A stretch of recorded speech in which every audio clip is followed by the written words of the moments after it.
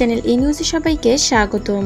নাটোরে মাঠ থেকে বাড়ি পৌঁছে দেওয়ার কথা বলে 5.5 বছরের শিশুকে ধর্ষণের অভিযোগ ফুচকা ব্যবসায়ীর বিরুদ্ধে। ধর্ষককে বেঁধে গণপিটুনি দিয়ে পুলিশে সোপর্দ করে এলাকাবাসী। নাটোর প্রতিনিধির পাঠানো তথ্য ছবিতে বিস্তারিত।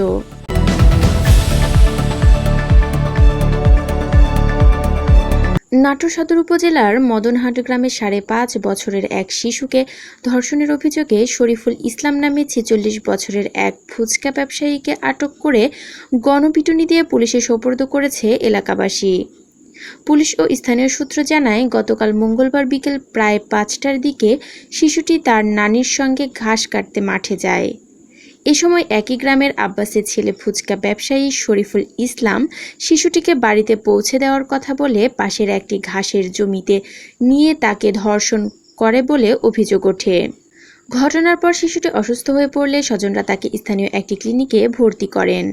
পরে অবস্থার অবনতি ও অতিরিক্ত রক্তক্ষরণ দেখা দিলে তাকে নাটোর সদর জেনারেল হাসপাতালে ভর্তি করা হয়।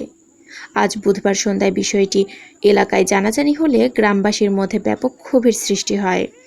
এক পর্যায়ে স্থানীয়রা অভিযুক্ত শরীফুল ইসলামের বাড়ি ঘেরাও করে তাকে ধরে গাছের সঙ্গে বেঁধে গণপিটুনি দেয়। খবর পেয়ে সদর থানা পুলিশ ঘটনাস্থলে গিয়ে অভিযুক্তকে উদ্ধার করে আটক করে থানায় নিয়ে যায়। নাটোর সদর থানার অফিসার ইনচার্জ মনসুর রহমান ঘটনার সত্যতা নিশ্চিত করে জানান, অভিযোগ পাওয়ার পরপরই পুলিশ ব্যবস্থা নিয়েছে। অভিযুক্তকে আটক করা হয়েছে এবং ভুক্তভোগী শিশুকে চিকিৎসার জন্য হাসপাতালে ভর্তি করা হয়েছে।